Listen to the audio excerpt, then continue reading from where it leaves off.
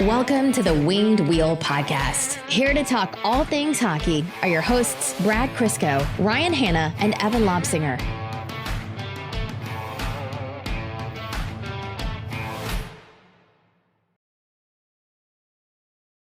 I think we should go back to our old rules, Brad, of if Evan's here, he opens. I'm very pro that decision. It was far funnier than anything I could say. It threw off the listeners, and it took the creative liability off of us. I've got nothing. At 9 p.m., it's just autopilot at this point. But when do I have anything? I never say anything of substance to kick off an episode. Yeah, I know. Okay. Bullshit. People have just come to expect your openings, though. They're just, that's what it is. This is an attack. I'm sorry. Garbage friend. Don't smile, Brad. You haven't opened in a month. And it's been the greatest month of my life. Anytime I say, hey, Brad, you want to open? You say, can I say something deeply offensive? And I go, okay, I'm opening. I never have anything. I just love your reactions to that statement. Yeah, I know, because I've been scarred before. Although I'm not allowed to be mad at you. All of my experience and proficiency in audio and video editing has come as a direct result of you two. You've made me better. Yes. So I owe you. What's made you better, us or Evan's computer? Oh, boy. You know, I can't even blame only Evans. Mine has had its fair share of disconnects as well, though I think I've solved it. But since going remote for this podcast, I hope the listeners haven't noticed because hopefully I've made the transition smooth. We probably on 85% of episodes have at least one or two disconnects. And in terms of like editing and matching the video to the audio, like I can't remember how many episodes ago it was, but I think it was like 2:30 when I messaged you guys when I finished. Oh, yeah, I remember that. I woke up to that 4 hours after you sent it. I was like, oh no. Mel goes, hey, if you're done, we can, I don't mind watching like a late episode of this TV show or something. And I went, how late are we talking here? Because it's going to be like, it's going to be late. Oh boy. Welcome to the Winged Wheel Podcast. Talking too much. I'm Ryan Hanna. I'm Brad. And talking too little, I'm Evan.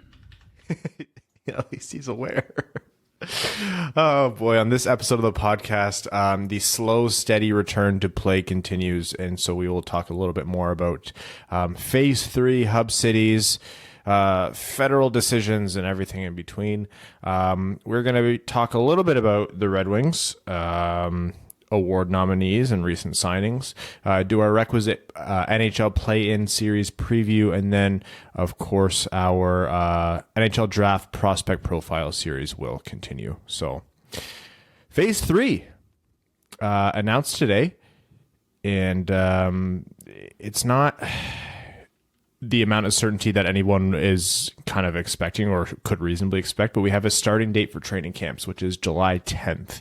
So that is a start date for training camps, but they have not decided how long these training camps will run or the start date of Phase 4, which is the formal resumption of play. But the NHL and the NHLPA have at least agreed on July 10th, and that, again, is all contingent on medical and safety conditions, allowing to do so safely without any issues that way. So pretty good step forward. And I think that sets us up pretty well, you know, again, all things going well for an early August return to play. Except not for Detroit. No. We don't get anything fun. I use the broad we. I don't use Detroit. Is that the royal we? Yeah, the royal we. No, not anything for Red Wings fans or Senators fans or Kings fans or Sharks fans, et cetera, et cetera. Or increased draft lottery odds. Thanks for nothing. Again, NHL. I feel like we need to say that every episode until that one episode Gary Bettman accidentally listens to. Watching parts of the MLB draft, I'm like, I'm not sure if I actually like this, but I'm so entertained by it. And that's what the NHL's missed out on. I actually got lucky where I was able to turn on the MLB draft for 5 minutes, and it was literally the Blue Jays pick. So I got all that I needed, and then I went and put the kids to bed. No one cares about your Blue Jays because Tigers fans are fully torqued right now. Yes, El Son. Didn't What's the that? Jays basically get the Philip Zadina pick? Essentially, yeah.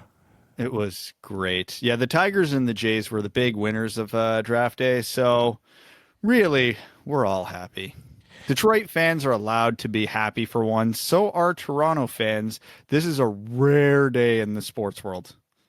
I'm not. I will admit I'm not fully versed in baseball. I kind of only tune in casually, unless the Tigers are good that year, in which case I'll make an effort to tune in a lot more. So I'm more or less a casual fan. But from what I understand, Torkelson, right? Yes. He is. Someone described him, Spencer Torkelson from Arizona, was it? Yeah, Arizona State, regarded as a potential generational talent, or at least a franchise talent. And they had him as a third baseman, and people expect him as a first baseman, but I think they're going to try him at third base, but the kid can apparently rake. And I'm just here for dingers. So that's a dinger for the Tigers. And it was a nice, refreshing dose of some good things can happen to Detroit sports.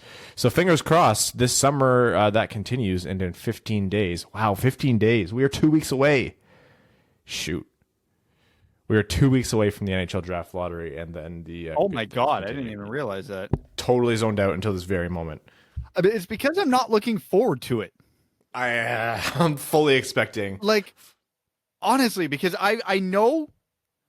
I'm going into this with an 81.5% chance I'm going to be at least marginally pissed off. This is why I'm not ever looking forward to something where I know over 80% odds I'm not happy. Now, 1 out of 5 odds are like essentially not the worst odds in the world. Could be worse. We could be New Jersey or LA, but they can go up in more than one way. We can't go up. We can only maintain, which is the biggest one of them all, but everything else is a downgrade. I hate this draft lottery system. I hate the draft lottery. My anxiety can't handle this, and I hate this draft lottery.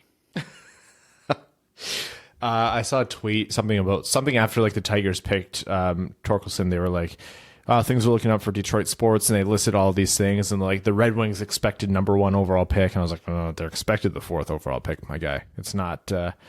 It's like statistically going to be 4th overall. Maybe they know something we don't. Maybe. I don't know. Maybe this was all part of Gary's plan. Yeah, let's pick this stupid strategy, but let's rig it the old Pittsburgh Penguins way in Detroit's favor. We are going to be doing some sort of live stream for that, as well as we'll see about post-episode stuff. We'll have to shift the episodes that week if that's something that we choose to do. That said, there's definitely going to be a live stream. I think maybe, yeah, we'll let you guys know what that is. But yeah, 2 weeks away. Friday, June 26th is the NHL Draft Lottery. Phase 3. So a big holdup with Phase 3, or not a holdup, a big holdup for Phase 4 is what hub cities are going to be chosen. Oh my God, before we get into this, I just realized something. This is going to be our last episode where we can't chirp the living shit out of him. Ryan, you are aware, as of the next episode of the Winged Wheel podcast, you will be the only host in his 20s. Oh, Wait, yeah. That's your right. birthday's this weekend? Yeah, we're 2 days away from Evan's birthday. His life's officially over. He's 30. Remember when we said Brad's life was over when he turned 30? Now I, unfortunately, am feeling that. I thought you looked like a piece of shit today. I feel like one right now, too. It's because I'm getting old. Wow, you guys are in the ground. No, I'm kidding. I feel worse than you. I feel worse than you guys look, so... yeah, I often forget about the age disparity between us, but Yeah, it's because you still care and things matter to you. since when? You're not quite as dead inside as us. Legitimately, the only things I ever get passionate about are this podcast when we talk about it on pre-show, when we yell at or with each other, and that's the only passion I have in my life. Sorry, Mal. I think she's upstairs. But, but how many times in the group chat, just going to take a rough estimation, how many times has, between the three of us, each of us went into the group chat all pissed off and angry about something that had happened and feels the need to vent about it? Because I'm pretty sure the ratio isn't very close here. It's not particularly. I had to scroll back to find a message that one of us sent like 4 months back, and I was scrolling. I'm like, a lot of blue messages here. Lots of me talking, not a Yes, not a whole lot of reply. Yeah, because I probably get the same amount of hate on Twitter as you do, or at least it's pretty close. But yeah, when you just hate everybody, it doesn't bother you. You still have that shred of sanity where you care if people like you, and hold on to that for as long as you can. It's exhausting. It's dark on the other side of that hill. My least good quality, or my least useful quality, is caring what people think about me. And I do. Like, I'm not going to try and pretend I'm some, like, guy who hasn't figured it all out. I definitely care what people think about me. And it's a problem because I'm also an asshole. And that doesn't mix well. Because I piss people off. And I'm like, but now they hate me. Now I can't fix who I am. Now, see, here's the glory of old age. And Evan's going to find this out soon if he hasn't already. When you're an asshole and you stop caring what people think of you, it is the most freeing feeling in the world. Yeah, I'll get there. When I'm 30. Is that when it comes, when you're 30?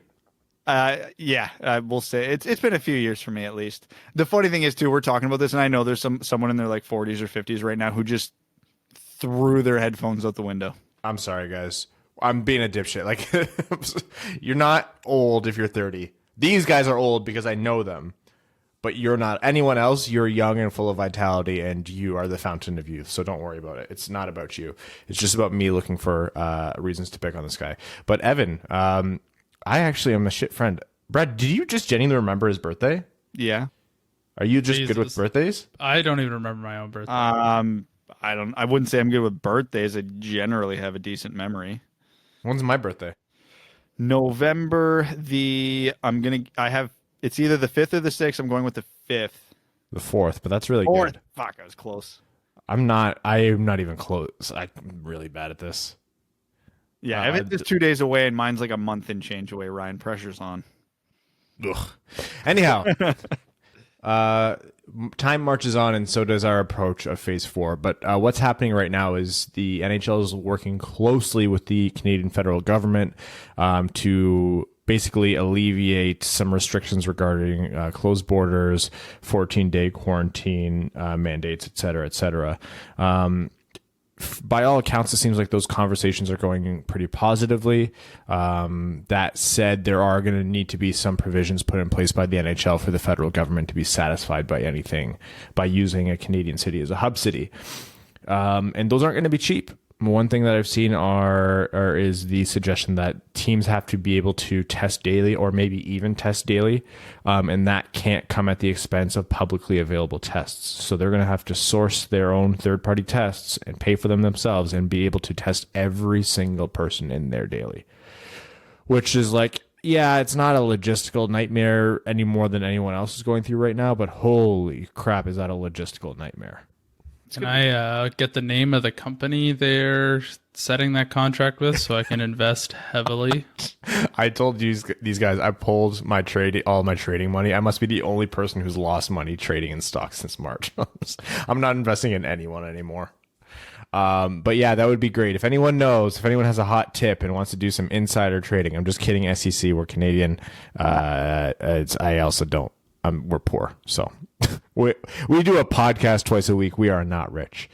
No, that there's going to be. I honestly predict that this is going to be put into place for NHL teams. I think the Canadian government's not going to pass on the opportunity to bring some revenue back into these cities, and these cities are going to clamor for the opportunity to be part of it. And also, the reality is Canada's doing pretty well in some areas right now in terms of their numbers, so it works pretty ideally for the NHL to have these cities as an option. So that I think will be probably resolved within the next week or two. Once the NHL has its hub cities decided, then they can start to think about a start date, and then they can start to think about how long they're going to be in training camp, etc. So things are at a snail's pace, but relatively speaking, moving at a breakneck speed right now. At the rate at which stuff is opening, I might be able to get a haircut soon. I have a friend who's a hairdresser in Cambridge, and she's back to work Monday, so I'm hoping to be one of the first few customers before they get busy. Yeah, I told my barber I'm just going to hold my mask against my face, and he can have at it. I don't care. I'll hold it there the whole time. I also have to pay him triple. What is your barber's name? Because I'm going to tell him to shave around the mask. His name is Evan Lobschminger. No. Evan, if I paid you $40, would you cut my hair? Actually, Would you want that though? no, I wouldn't. I would cut your hair for free. Yeah, no, I realize now. Give me creative freedom, and I might let you pay me $10 to do that, or I'll pay you $10 to let me do that. Evan, if you paid me $20, would you let me cut your hair? Yeah, I don't really care about my hair. I let Catherine start cutting it by herself the one day. And it turned out okay. Yeah, like she didn't take off enough to make a real difference. So I was like, meh, whatever. No one really sees me right now. Anytime I'm outside the house, it's either at the grocery store or the golf course. And both times I'm wearing hats. So it doesn't matter to me. Phase 4. For Phase 3 happening, Phase 4 in the works. It's all very sad for Red Wings fans, but it's nice that we will eventually have hockey back. And every day that passes is a reminder that the NHL is terrible at marketing itself. You know what? Hate on Max Kellerman all you want. People like him are going to exist so long as the NHL passes on opportunities for a free, captive, global audience. If they had the lottery and the draft set up to happen in June, they would have had a free, captive, global audience. Think of how many people they would have drawn into the sport from that. Do you know how you can tell this quarantine thing's gone on way too long and life's just dragging by? If that early draft they were talking about happened, it would have only been 6 days ago. I feel like that would have happened 4 months ago at this point.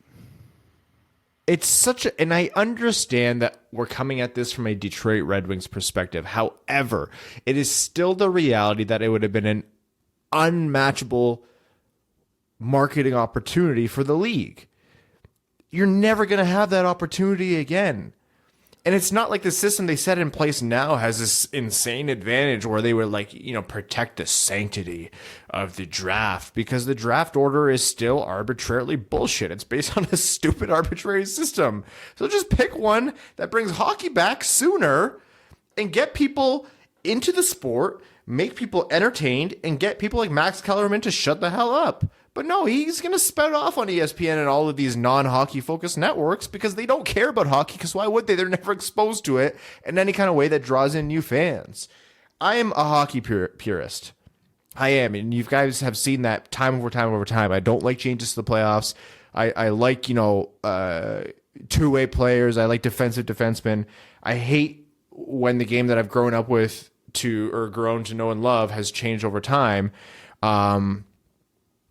I just don't see how the NHL is not adapting right now in a way that they would, like, they just won't have this chance again. Is it the end of the world? No.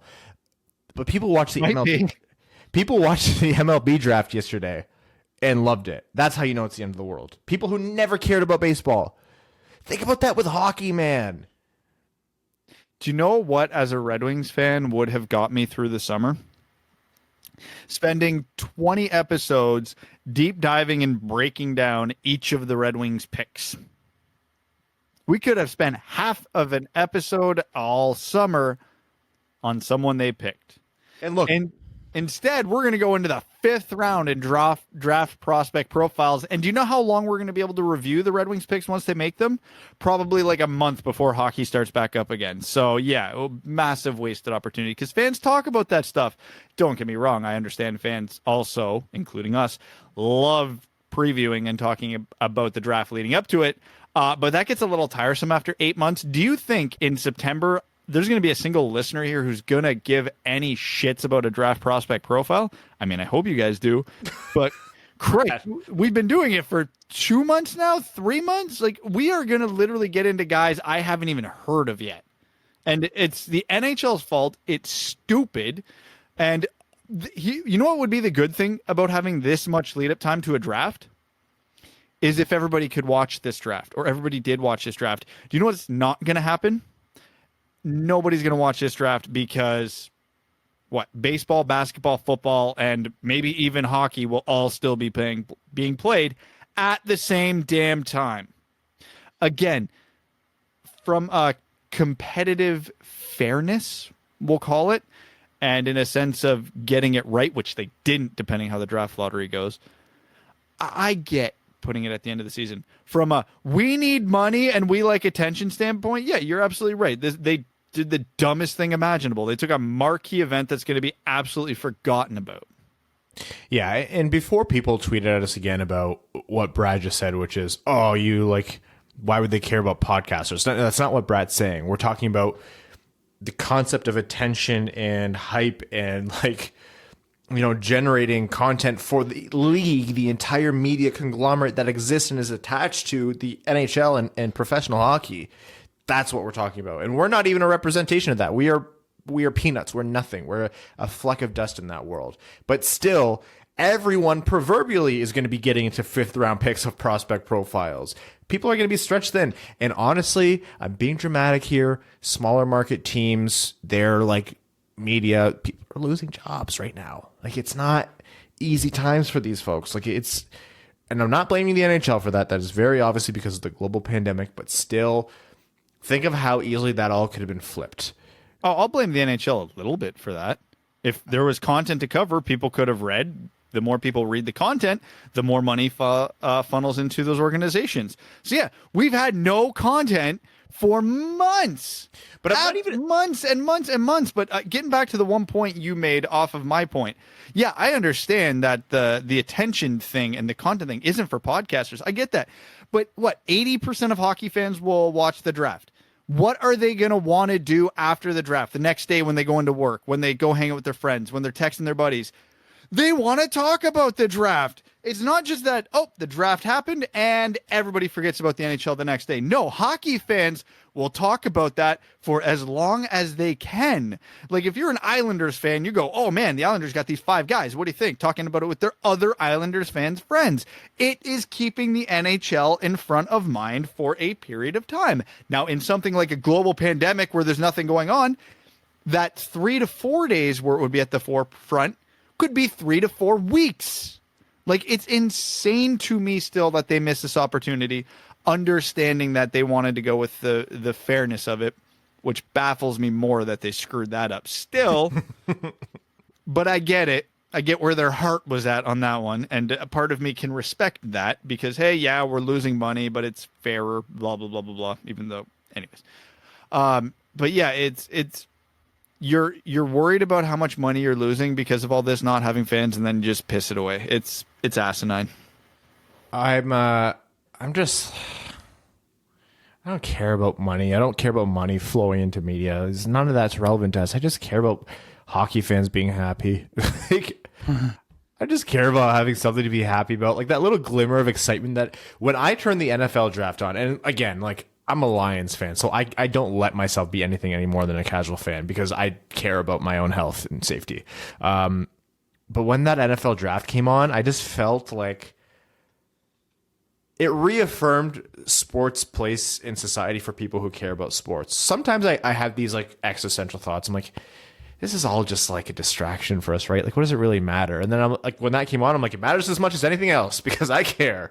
And it was just such a substantial moment because you were able to get away from everything. You were able to get away from the fact that the freaking world is ending around you.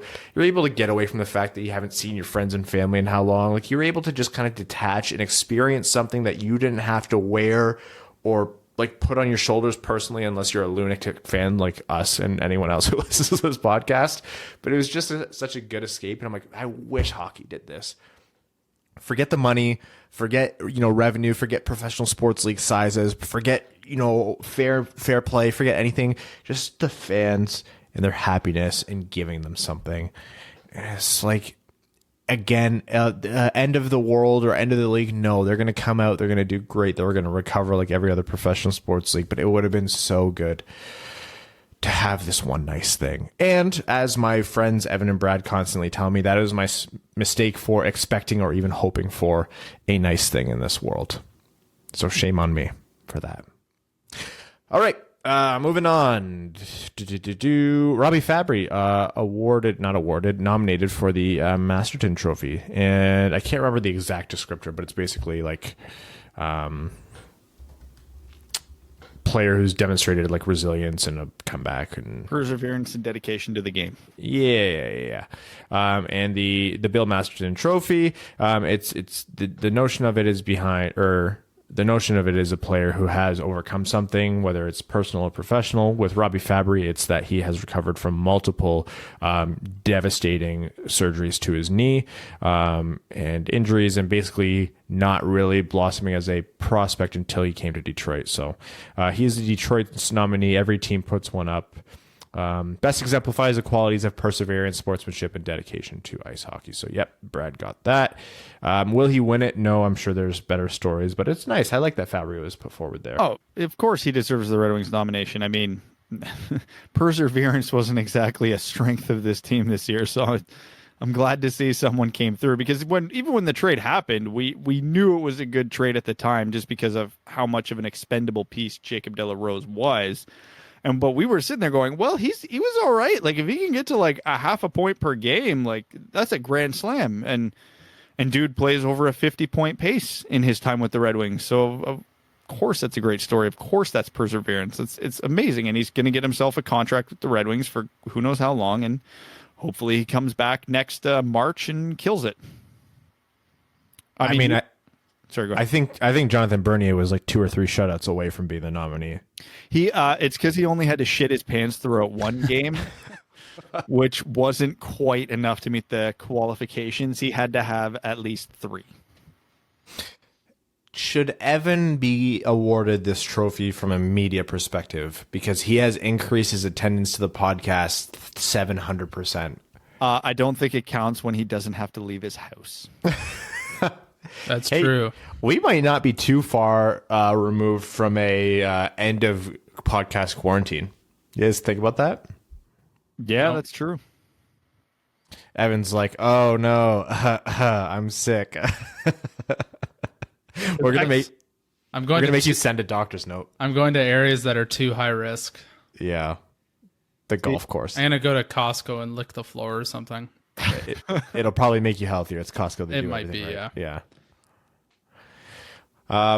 The other thing with Robbie Fabry that I wanted to talk about, so that's good. He was nominated for the Masterton Trophy. Before we get off the Masterton, there's 2 real nominees for this award. Who do you think wins? Lindblom or Bobby Ryan? I think Bobby Ryan's story is too good. This was better documented, I think. And Lindblom hasn't technically come back from his yet. Lindblom is the one. No, he's going to beat it, but he hasn't played hockey. Has he recovered yet? Or last I heard, the updates were very positive. Okay, but his story is the type of story he should win it next season. Yeah, when he comes back. Bobby Ryan did it this season. Like, if Lindblom comes back and plays like 3 games next year, he wins by default. Nobody will sniff it. He absolutely wins it because he's going through something harder than anybody else in the NHL is going through right now. But Bobby Ryan had his. Is it a relapse? Is it the first time it happened? I can't remember, but comes out and then scores a hat trick like 2 games later and is a contributor. Then you couple that with, have you heard Bobby Ryan's full life story? Mm-hmm. Did you see that documentary? Yeah. Holy hell. This guy deserves to win the Masterton almost every goddamn year. It's wild. It's insane. Bobby Ryan's not even his name. Like, I couldn't get over that one. That's not even his actual birth name. It's Bobbith Ryathew, believe it or not. Sounds like a Pokemon. But it reminds me of the list of the English-sounding names from that Japanese game show that Joseph tweeted at us. Oh my god, I forgot to change my name to that. Dying, yeah. Yeah, I agree. I think it's Bobby Ryan this year, especially after that hat-trick game. I was like, that's such a perfect sports story, and I think it'll be Lindblom next year. Yeah, I agree wholeheartedly. Really, nobody in the NHL other than Lindblom should show any dedication or even try to persevere because it'll all be for naught. Don't say that, man. We have to watch the Red Wings. Come on. Okay, Justin Abdelkader is going to absolutely win it. Okay? Hey, if Justin Applicator wins it, that means he's going to have a phenomenal season, and I'm here for that. Let's save the Robbie Fabry RFA contract talk for another day, yeah? Yeah, we could do a full episode off of that at that point, but I do want to thank you for reminding me about that name thread earlier so I can properly change my name on here. While I do that, I'll transition us over to the play-in previews. So the series we are going to chat about this for a bit this episode, and this is by no means a guarantee this is the only time we're going to chat about these series, but just something to talk about, is the long covered and talked about Pittsburgh versus Montreal, number 1 seed. Pittsburgh was the 1 seed, yeah? Well, they're the 1 seed of the play-in because they're the 5th seed. Right, yeah. Versus the Montreal Canadiens, and they were used as the poster boy for this isn't fair, Pittsburgh is in, and they should be in, but the Canadiens aren't even close, and now if Carey Price gets hot, you've now ruined the sanctity of the playoffs. So let's look at this one objectively and remove our own internal bias from this, not considering it from a draft perspective. What are we expecting this series? Montreal to absolutely pray that Carey Price stands on his head, because there is there one position you give Montreal an advantage at? Like, Carey Price hasn't been that good in net. They have Shea Weber on defense, and I mean, Shea Weber, Chris Letang, different players, but in terms of overall impact on a game, probably pretty close. But I like Pittsburgh's depth there better. Pittsburgh on offense is comically better than Montreal. Montreal is going to be outcoached. Yeah, there's nothing I like about Montreal going into this series. It's amazing. I have zero faith in a team that had a 1% chance at making the playoffs in a playoff series. So amazing. Thank you for this, NHL. But yeah, so because I said all that, Montreal 3-0. Is that your real prediction? Absolutely not. Pittsburgh 3-0 is my actual prediction. Yeah. I mean, Sidney Crosby, Evgeny Malkin, Chris Letang, all coming in rested against the 12th seed. If Pittsburgh loses a game, it's on them. It isn't on Montreal. I don't care if Carey Price stands on his head, because Pittsburgh should outshoot Montreal 45-15 every game this series. Obviously, I'm being a bit hyperbolic here, but seriously, this is two different weight classes. This is a heavyweight fighting a welterweight. It's comical that these teams are playing in a air quotations playoff series. This is the most extreme example we are going to get. And don't get me wrong, I don't completely hate Montreal. I understand that Tatar's having a great year. Gallagher is always going to be in there. They still have Shea Weber. Carey Price could stand on his head. I still don't think they hold the candle to the Penguins. I think we people created this false narrative that Montreal had a chance just because Montreal got in the playoffs. They're like, oh, Carey Price can get hot. He did it 7 years ago, so he can do it again. Well, I don't think this Montreal team is the same iteration as those teams of a former era. The only thing Montreal has going for them is the fact that everyone else will be rusty, but so will they. But that's a great equalizer. So if they have a snowball's chance in hell, that's going to be it. But I don't see a team led by Sidney Crosby that's going to come out rusty. I think Montreal's only realistic hope in this series is shortly before this series starts, somehow exposing Sidney Crosby and Evgeny Malkin to the coronavirus. That's their only chance. Crosby beat mumps. He'll beat COVID. Oh, man. I want to go middle of the road here just to not be too crazy, but I can't predict anything besides Pittsburgh 3-0. I love Carey Price, and I think when Carey Price is at the top of his game, there's no goalie like him right now. He hasn't been at the top of his game for a couple of years, at least, and so you can't really make that prediction reasonably without kind of just trying to pull shit out of thin air. So my prediction also has to be Pittsburgh 3-0. And you can't forget, like, Crosby, Malkin, you have Rust, you have, Mark Donk, Twitter. Gensel. Oh yeah, Gensel might be back. He was done for the year, and now all of a sudden, Right? hey, Gensel's skating. Remember that 30-goal scorer? Yeah, we get him back too. It pisses me off. Pittsburgh's not first place every year. Yeah, You but if they fail as a- lose, they could get Lafreniere. Yeah, I know. You have Letang, Crosby, and Malkin. Any year you don't finish first, you underperformed. Yeah. So I'm going to go with Brad here, 3-0. Evan, what's your formal prediction?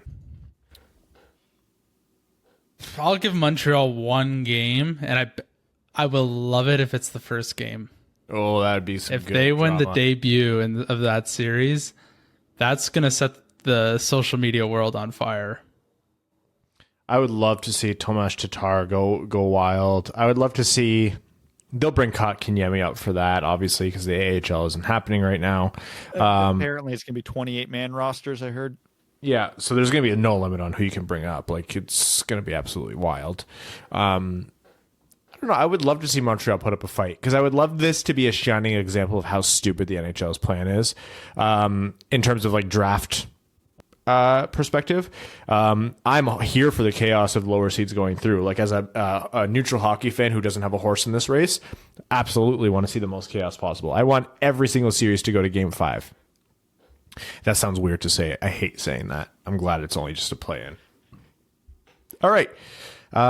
We will circle back to these. We're going to have guests on to talk a little bit more about them as we come, so don't think that this is done and over with for each series. We'll go more in depth later on if we feel like it, depending on what Evan tells us to do. Believe it or not, Evan pulls all the strings for this podcast. Fact. But for now, let's move on to our prospect preview. And this week's episode is, this episode covers a player whose name is so frustratingly spelled, Ridley Gregg. Brad, tell us about Ridley. His first name lacks an E. Thank you. Well, and also Greg is spelled with an I, N-E-I, right? I've Would seen that not that be spelling of Grieg, Greg then? a few times. What's that, Evan? Would it not be Grieg then? What did he say before? Yeah, Did I he say thought Greg? that's how Brad told me it's pronounced. No. I usually rely on Brad, which is I've- honestly a mistake. I shouldn't do that. I've always heard Ridley Gregg. I haven't heard anybody else pronounce it otherwise, but if it's Ridley Grieg, that sounds funnier, so I hope that's the correct one. Interesting prospect, though. So Yeah, so it's funny that you mentioned how frustrating his name is, because his calling card as a player is how frustrating he is to opposing defenses. Again, I'm not the biggest on player comparisons, but if you kind of want to know where Ridley Gregg is coming from, if he were to make an impact in the NHL, think Tyler Bertuzzi. He is an, at best, average skater. He's not physically imposing, but he's got a really good head on his shoulders for the game. He is, I would argue, puck skills are better, or at least more creative than Tyler Bertuzzi's is. He tries a few more things. Bertuzzi plays a simple game, but when Greg goes to the next level, I think that's the path he will take to success, is be really good offensively, think the game well, get in the right spots. He won't be a line driver, but he'd be an amazing complementary piece. Get under the opposing team's skin and just get on the ice and cause shit in a good way by every means necessary. He's skilled and abrasive. So a type of guy that I would absolutely love to take a swing on in the second round. yeah, I'm glad you mentioned the Bertuzzi comparison, because one, I also hate making comparisons, and the fact that that's yours means I don't have to hold myself to that. But two, I think it's apt. Like, Bertuzzi's by no means, a physical powerhouse, but he's not afraid to throw his weight around and be a little scrappy and get his nose dirty, which is always advantageous for a player as long as they walk the line. Good two-way game. That's what I like about him as well. So, he's listed as a center, but even if he doesn't show up as a center in the NHL, like you said, he could be a good complementary player, maybe in the middle or down the lineup. And also his offensive creativity is really, really good. Really underwhelmed by his skating. That's something that I don't like, and which makes me hesitate to take him high in the second round. But he is a very, very offensively skilled player. I think he has good vision for the game, and he uses his creativity pretty effectively. You're right in saying that he frustrates other defenders. He's a hard player to defend. no like elite skill set. Of course, we're talking about a second round guy here. I would probably peg him like middle to late second round. If a team's a true believer in him as a first or as a centerman, I could see them bringing him in sooner than that. But he's not like physically inspiring. He's like a shade under 6 feet and lighter than I am. So it's not like he's going to be, I don't think he's really a candidate to move up into the first round or anything like that. I see him as more a late second pick. If the Wings took him at 32, I'd be a little disappointed. I don't think he's got like the ceiling to kind of justify that kind of pick, but I agree with you that I would love if he was one of the Red Wings pickups just because of his offensive creativity alone. And that kind of, Tyler Bertuzzi type player, can't get enough of it. Honestly, if all of the Red Wings depth or like second, third, and fourth lines had Tyler Bertuzzi like qualities, that wouldn't be a necessarily bad thing. He will be on the Red Wings draft board because we all know about Yzerman's. He will not draft players that aren't competitive. He wants intensity on the ice. So depending how high Steve Yzerman holds that trait, we know he holds it dearly because he won't draft players who don't. But if he holds it really high, this could be a pick 32 candidate because, again, the number one thing everybody talks about with Ridley Gregg is this guy goes a million miles an hour all the time. But not in speed. No. No. He is, what's a good word? Fiery, competitive, intense, all those words apply. I have read, and I haven't noticed this. I meant to watch more video to kind of go back and look at this. It's been a while since I watched any Greg highlights. But I have read a couple people say the same thing, which is that his skating is deficient or lackluster because of his technical stride. And that's not a good thing, but it's also not an awful thing because that can possibly be corrected. Sometimes it's a little bit late in a player's development, but if you catch it early, it's kind of possible to get that corrected, get that player to have a more efficient, powerful stride where they're not, flailing their feet everywhere and losing all of their power, utilizing their strength in their lower body more efficiently. Because the way I see him, like he moves quickly with his short, quick strides, like his agility is there. And I think you need that to be the kind of offensive player that he is. But in terms of his overall speed and overall skating, it's not. But if they can fix his stride, then yeah, not bad. But what do you see about him as a viable candidate to stay at center is another thing that I would want to ask if the Red Wings are taking him at 32. I could see it. Again, Greg has a better toolkit than he gets credit for because people love his intangibles. And his skating's not great, but he's a good passer. He's got good puck skills and he's got a pretty decent shot. And again, he needs refining to his game, but anybody like him, he plays defense. He's responsible. He tries to make things happen in all three zones. I think he's the type of prospect you keep at center for as long as you can. And if that's his entire career, great, but you give him that chance in the NHL and you make him lose that position. You don't make him earn it. Like the opposite of what's happening with Rasmussen. He's got everything but the skating to be a center. So if you can clean up the skating, I don't think there's any questions there. He played for the Wheat Kings, right? Yes. I would love an excuse to buy a Wheat Kings jersey. They're nice. They're very nice. So much of the WHL's jerseys are like, or actually a lot of the CHL's jerseys are just like weird and like sometimes they're overly stylized, but I'm really a big fan of them. Like, I can't tell if the Halifax Mooseheads jerseys are actually nice or I just like them because they're like so extra. But I really want a Mooseheads Zadina jersey. I really like the Mooseheads jerseys because they got that color scheme right before the Minnesota Wild did. And I've always been a big fan of Minnesota's red-green color scheme. Mm-hmm. But Halifax perfected it. For any Windsor fans or Windsor listeners, Windsor's off-white and navy W third jerseys that they had from the Mickey Reno days, I would love a Ryan Ellis one of those. So if you have those in like a medium or even Pandering. Small, let me know. Hit me up. That is a good call on jerseys because Windsor's current home and away jerseys might be the worst in the entire OHL. It makes me so mad because they used to be good and then they just They just got on the train of continually updating them to keep up with the league, and I was like, oh, they were so good. And every time they updated them, they didn't. It feels like they didn't take anything away.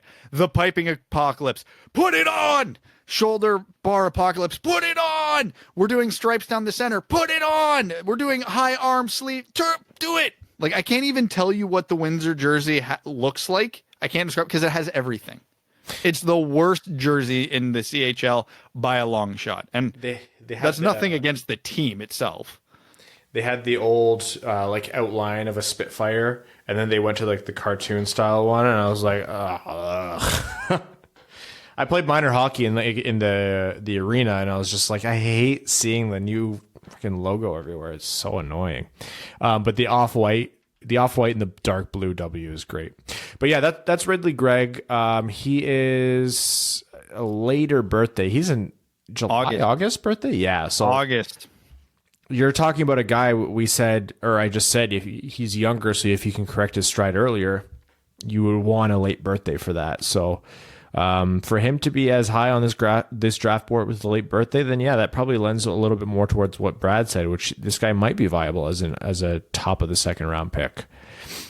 I lean towards there's probably going to be someone who shouldn't have fallen out of the first round there, but not a bad option. And who knows, maybe he's there for one of the Red Wings' other second or third round picks. So again, you never know what's going to happen, and it's 1,000,000 to 1 odds. But this is a guy that I have circled on my board that I'm like, oh, I would love it if he dropped to the Red Wings' second round pick. And watch, he's going to get drafted, and it turns out his name is like pronounced Ridley Gregg, and we've just been saying it like assholes this entire time. If he pronounces it that way, I'm going to pronounce it Ridley Gregg for the rest of his career out of spite. I had a real nightmare the other day that Alexis Lafreniere got onto the stage, and he pronounced his name Alexis Lafreniere. And I was like, oh no, we have so much material out there saying it wrong. And then everybody else. Yeah. I had a long discussion with someone about whether it's Alexis Lafreniere, like super like someone from Middle America was saying a French name, or Alexis Lafreniere, which is a little bit different, and it's French and uses just like the accent, but in an opposite direction. And I just can't think that matters. I think Alexis Lafreniere is just going to be what sticks. I still remember, for whatever reason, so vividly when Bob McKenzie was doing his podcast, like the first month he was on anybody's radar, McKenzie had a spiel saying it's Alexis Lafreniere, and you pronounce the R. So it stuck with me. And again, who knows? Maybe he pulls a Zach Parise or a Brad Marchand garbage and changes how he pronounces it. But I remember that clearly from 2-3 years ago. Yeah. And again, it's my nightmares. And the fact that I'm even dreaming about this podcast makes it more of a pathetic moment for me than anything based in reality. So anything else in the hockey world that's happened? I'm just trying to think. Before we head over to overtime, I feel like something must have happened lately. No? Nothing? Ryan, you are aware how the world exists right now, right? Nothing is happening or everything is happening. There is no in between. That's true. All the content comes at once or not at all. Exactly. So since you can't think of anything, it means absolutely nothing happened. It means we are going to overtime. And on this midweek episode of the Winged Wheel podcast, Overtime is brought to you by our beautiful Patreon supporters. Their comments get read out exclusively on the midweek episodes as our way of saying thank you for supporting the show. RC10D says, trying to stay positive here, and we are about 2 weeks away from the draft lottery, and I'm not feeling as anxious about it than I was months ago. Being guaranteed a top 4 spot in this draft, we're going to walk away with a player that could be the best player on this team in the near future. Whether it's Lafreniere, Byfield, Stützle, or Raymond, this is going to be a big-time addition to our team, and I'll be excited to draft any of them. That is a fantastic attitude to have. I'm going to work on holding that. I'm not even going to try to get Brad to listen to that, and I'm sure Evan will tell you the same thing. I will argue this is the best draft in the last 10 years to have a guaranteed top 4 pick in. I will also argue that the 4th pick isn't going to sniff Alexis Lafreniere. Evan Pardo, I agree wholeheartedly. Evan Pardo says, "Hey fellows, longtime listener, new patron. Welcome, Evan, to the Dub, and thank you so much for your support. It means the world to us. I'm curious to hear who you think could be an off-the-board selection Stevie could go for at number 4 this year. Are there any prospects that you'd be fine reaching for? Conversely, are there any that would make you jump out of the window on draft night? Thanks for the great content." Oh, if we're picking at 4, yeah, there's about 24 guys that would make me jump out a window if we pick them. Who is someone I could see Yzerman jumping for? Yzerman's the type of GM to have just big brass balls and go, we are absolutely dying at this position. We need a guy. So I think there is a reality where at number 4, the Red Wings take Askarov. It's a reality in that it's not probable, but we'd be crazy to say it's not, like it's a 0% chance, right? Like Yzerman took a guy who's ranked at best, 21st. Oh, he was higher. There was guys that had him higher than 21. He was like 10 to 15 on some, but that is not 6. And so if you want something that a little bit more likely than Askarov, you can see a guy like Holtz going at 4. You can see Perfetti. You could even see Lundell. I wouldn't be again, those are great players that in a lot of other years they would be the 4th best player on the draft board. But this year I think there's a lot of talent ahead of them, so I wouldn't walk away from that thrilled, but I'd come around. Askarov, honestly, if you want a player that's not in the top 4 who could be the best player in the draft, Yaroslav Askarov is a great example, but goalies are so damn risky that I would jump out of the window because I could not face the reality of having to deal with that anxiety of if Askarov is going to pan out for the next 5 years. But you want a crazy pick? Yeah, Brad's right. Askarov is there, and That's probably not the best value pick no, that you could make. there's no value on goalies, though. It's like when you have an item in a game that you can't sell, they don't show any value on it, and you just have to kind of go buck wild. And this is a stupid metaphor, as I usually do. I don't even think there's like no value in taking goalie in the first round other than how good Askarov has looked. It's funny, though. This has always been the conundrum to me that makes me laugh because I fall right into it, too. I would think most hockey fans and most hockey people on the planet would agree the most important position in the game of hockey is goaltending. Because goalies aren't going to win you a lot of games, but they sure as hell can lose you a lot of games. So you need to have a goalie, yet the same people, myself included, will sit here and go, yeah, you can't draft a goalie in the first round. Absolutely not. Like, franchise-changing position that you need to be on night in, night out. Nah, wait till the second round for that. Like, I get why, because they're harder to predict, but man, you would think more teams would take more swings on goalies in the first round, given how important they are. Especially with how consensus Askarov's game is. Everyone thinks he's going to be a future number 1 goalie. And I guess maybe it's beauty's in the eye of the beholder. Teams that really need a goalie will be like, oh, we need this guy. Teams who don't really think they need a goalie don't care, or they just don't see the value in using their first round pick for a goalie. I'll still say the same thing, because someone asked like 3 months or 4 months ago on the podcast and overtime, like what top 10 prospect or near top 10 prospect would you trade all your second round picks for? Like if he got to the 20s, Askarov would still be my answer there, because it's a direct position of need that could change the Red Wings franchise for the next 15 years. It's a huge gamble, but if you're taking a gamble on anybody, it's a goalie. If the Red Wings drafted 15th this year, I'd be like praying for Askarov. I would think so too. Yeah, 100%. And again, I'm very pro. If the Red Wings want to take a swing on a goalie in the second round, do it. If they want a Nico Dawes or they want who's the Swedish one, Blomqvist, go for it. I'm very pro it. If you're ever going to do it, it's a year you have 4 picks in the first 2 rounds. Yeah, I don't even want to think about that right now. It'll be interesting if you start seeing teams pick guys later than what the hockey insiders viewed as their spot. You might see Askarov fall because teams will be like, well, we never imagined we'd have a chance at this guy. We can't not take him now.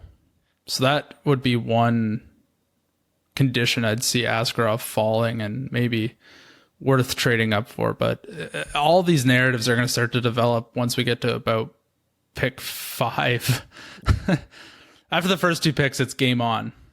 It's funny too, because last year with having a proper season, a proper draft lottery at times, we could basically sit there in April and go, pick 13, Florida takes Spencer Knight. Like, you could just see that team and you go, that's where the goalie's going.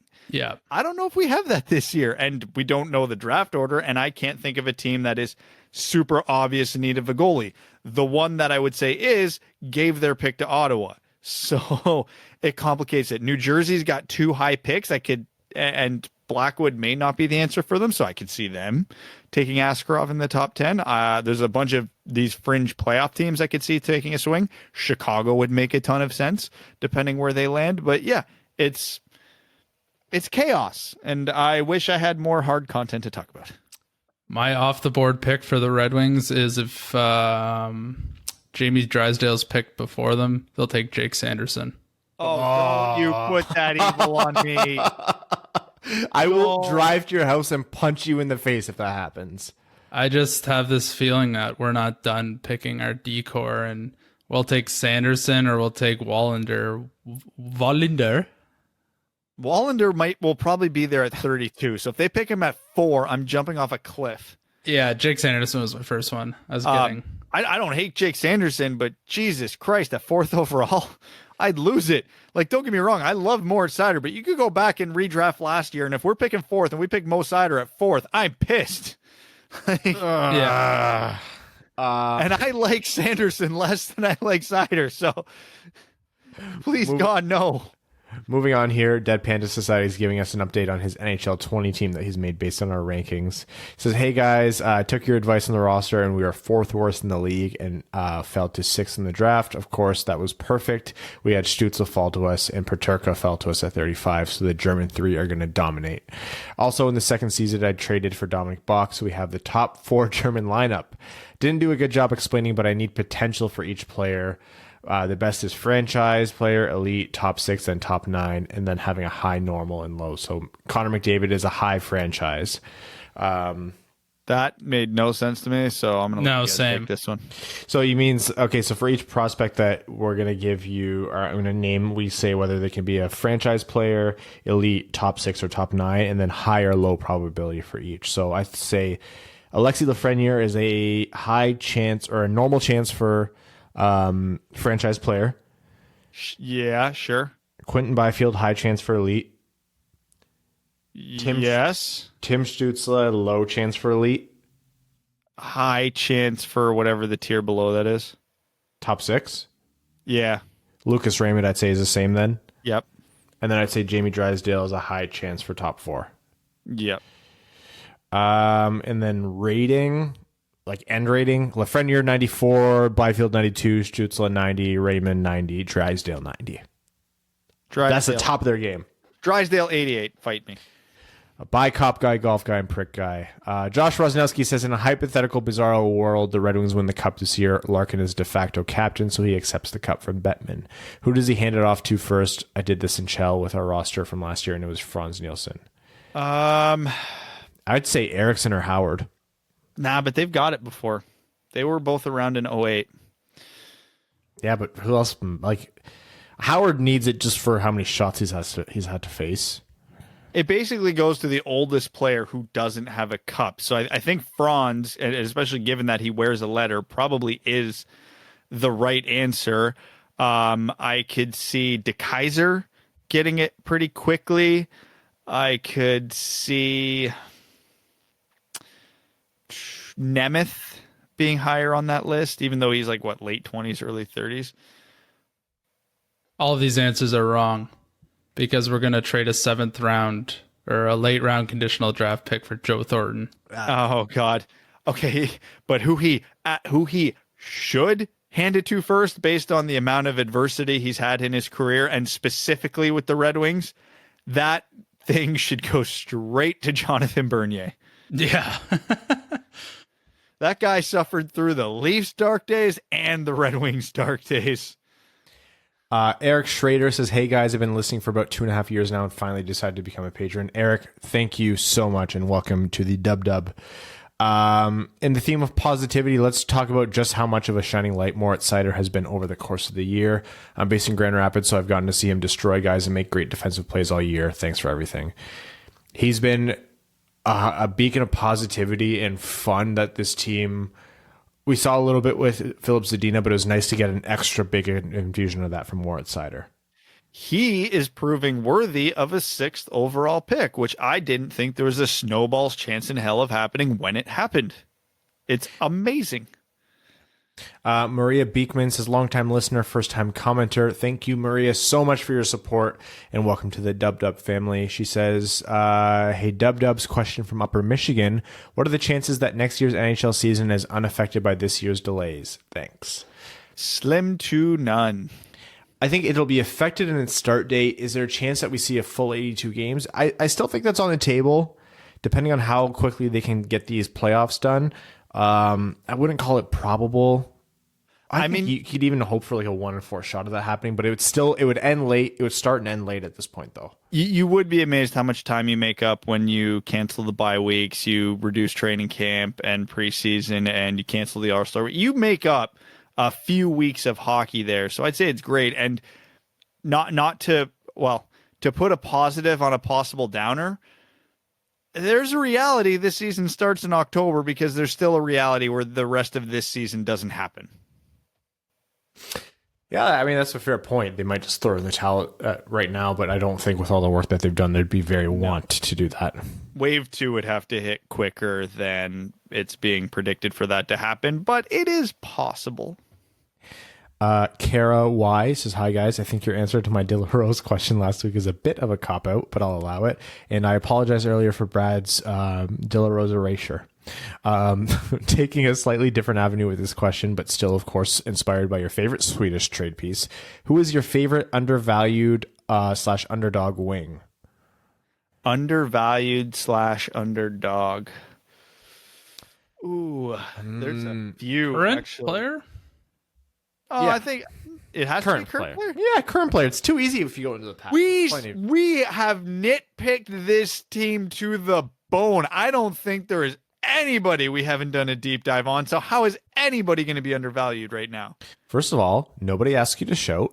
Secondly, I'll go for Nemeth here. I think Nemeth's often overlooked because he's not a huge offensive contributor on defense, but I think for a team that hasn't seen defensive stability in a long time, he comes in and does that pretty effectively. And you know what, not thrilling to watch, but I appreciate it. So Nemeth is one of my answers there. Since you're making me go with the current player, I'm going to go in the exact opposite direction and say this defense provided absolutely no goddamn offense except for Philip Hronek and Madison F. No, you piece of shit. You're a piece of shit. You're garbage. That's a garbage answer, Brad. Yeah, with garbage parameters. Bite me.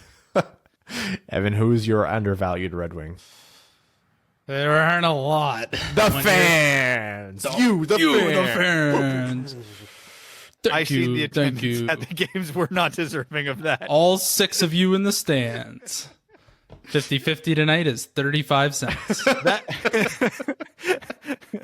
And the winner is Fred, that one guy in section 112. Congratulations, Brad Crisco, on winning the 50-50. You actually owe us $9 more. I don't know. Is it undervalued or underappreciated? A little bit of both. Well, undervalued has to be Robbie Fabry. He's going to make a lot undervalued? more money next time. And of course, Evan would come in to take it too literally. This might be the only way you can. Maybe I feel like people don't appreciate DeKaiser as much as they do, but I don't really have a pulse on that anymore. Neither does he. Maybe it'd be great if he played more.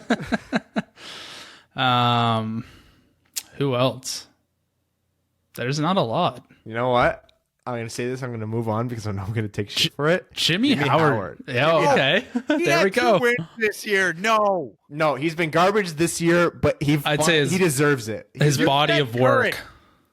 His body of work for sure has been underappreciated. I changed the rules because it was convenient to me, Brad.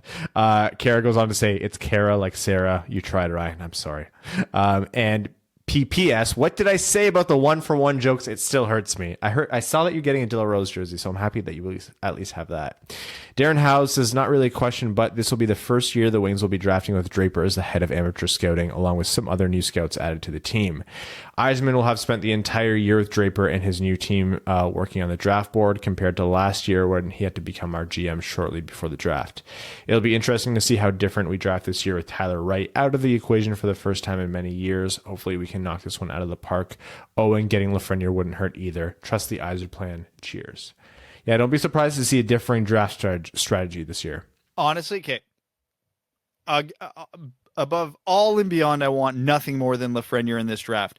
But one huge silver lining, if the Red Wings do fall to 4th, is that would give us a really good glimpse into Yzerman and the Yzerman-Draper combos draft strategy. Do they go for someone like Raymond? Do they go for a defenseman? Do they go off the board for Naskarov? It will be interesting. Let's do that experiment at pick 32, Brad. Also, well, it's going to be a cumulative package here. Yeah, of course, the whole draft. If they do a Tyler Wright and they don't draft anybody unless they're over 6'2", like seriously, the Red Wings 2017 draft might go down as one of the worst draft of all time, especially considering they had 11 picks. They might not get a top 6 player out of that with 11 picks, including a top 10. Oh my God, I'm still angry about that one. I'll give you a cumulative package. Yakaruta says, I've had this idea about draft picks panning out on average. A first-round pick is successful if you get a first-line/first pair player. Second-round picks are successful if you get a second-line player, and so forth. That means any player picked in the 5th round or later playing in the NHL is a steal of sorts. Lately, I figured this is a bit oversimplified, but it works in my head. Do you guys have any similar things when thinking about the drafts? I probably would split the first round into first half of the first round. I'm expecting a first line or top pairing player, and second half I would understand / expect if they were a second line or second pairing player. So based on how many players, so roughly you get 60 NHL players out of a draft. So if you break down tiers of that, yeah, that's about fair. But it doesn't line up linear. Like you get these players spread out because teams miss picks, yada, yada, yada. So I want a top 6 forward, top 4 defenseman out of the first round 10 out of 10 times. I don't care where you're picking in the first round. You can get them there because they're available in the second round, which means if you didn't get one in the first, you just missed. And I'm happy with middle 6, middle pair, second round, and then an NHLer beyond that is a win. Joseph Fournier says, hey there, fellas. Nice interview with Scott Wheeler. I'm now on the Marco Rossi train, all aboard. Just binged Glow on Netflix. Highly recommend. It's tons of fun. 3 seasons so far, 10 episodes each. Well worth your time. Go to Brad's Twitter post about hockey names and check out the list of made-up American names from the early 90s Japanese baseball video game. Good Lord, these are hilarious. Which one is your favorite? Dibs on Scott Dork. Stay fresh cheese bags. Bobson Tugnut. It's my name right now. I think I had it pulled up here. I can't stop laughing at these. I giggled to myself like an idiot for 5 minutes at work today. Sleeve McDykel. Onsen Sweeney. Daryl Archideld. Anatoly Smorin. Ray McScriff. Glenn Allen Mixon. Mario McRulwayne, Raul Chamberlain, Kevin Nagilny, Tony Smerick, Bobson Dugnut, Willie Dustis, Jerome Gride. It's just like some weird alternate universe of our Patreon readouts. Scott Dork, Sean Furcott, Dean Westry, Mike Truck. Mike Truck is one of my favorites. Mike Truck, Dwigged Rorchigal, Tim Sandale, Carl Dandleton, Mike Cernandez, Todd Bonzalez. Oh, there's a whole second one too. I can't get over 3, man. There's 3? Hom Wapko.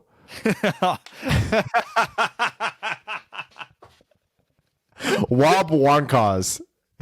Oh, man. Oh, my God. Sleeve McDyke. Oh, jeez. That's content for days. We can make a podcast just of those names. Oh, man. Well, we have a lot coming up these coming weeks. We're going to give you guys more information on what's going to happen for the draft lottery. We're going to be doing a live stream on YouTube, and we might possibly push that out to other platforms at the same time. I'm not going to promise anything. Bank on it being remote, just like when Evan and I did our live stream reaction to the draft lottery rules, but there's a chance it could be in person. There's a chance. I wouldn't bank on it. There isn't? No. Okay, well, there's not. Brad said there's not. I'm taking every precaution. You both look dirty. Your kids are going to be fine. Your kids are going to give it to us. In all likelihood, yeah. Evan and I are taking precautions. The kids are going to give it to me, and then, yeah, exactly, idiots. We're going to be doing the live stream. We'll probably have some kind of post-draft lottery content, whether that's an episode or like a Patreon exclusive, like kind of hangout. We'll let you guys know. And then, of course, episodes before and after during the week. Thank you guys all for tuning in. We'd like to thank all of our listeners. Hey, if you guys want to do something for us, a really big thing, and I know we make this call out from time to time, but if you guys listen on iTunes or Spotify, give us a rating. iTunes also allows you to leave comments on the ratings. So if you guys want to leave a nice comment, 5-star ratings mean the world to us. So if that's something that you want to do, if not, thank you just for listening and supporting the show. All of our listeners, all of our patrons, our name level sponsors, the septic tank of that bitch, Carol Baskins. Brendan Geldof, which is a brand new name level sponsor. Brendan, welcome to the Dub family, and thank you so much for your support. Greach, Jeremiah Dobo, Jake Kiefer, Dead Panda Society, Brad Smith, Andrew Bohan, Scott Martin, Kayla Thompson, Jacob Turner, Matt McKay, Brandon M., Matthew M. Rice, Luke Johnson, Clayton Van Dyken, Kaylin Wood, Hassam Al-Qassem, Arjun Shankar, Charlie Elkins, Hannah Lee, Josh Rosnowski, Alex Ott, Chris Frank, Connor Leighton, Danny Jr., Matthew Keeler, Simon Anderson, Antonio Gracias, and John Evans, and Kwaz and Stan Olson. Thank you all so much. We love you so much. We will see you on Sunday. Thanks for tuning in to the Winged Wheel Podcast. Be sure to check out wingedwheelpodcast.com, where you can subscribe to the show on iTunes, Spotify, or wherever you get your podcasts. You'll also find links to other ways to support the show, such as Patreon, official podcast apparel, and more. And don't forget to follow the show on Twitter at Winged Wheel Pod. And of course, the hosts at Brad Crisco, at Ryan Hanna WWP, and at Hockey Town Evan.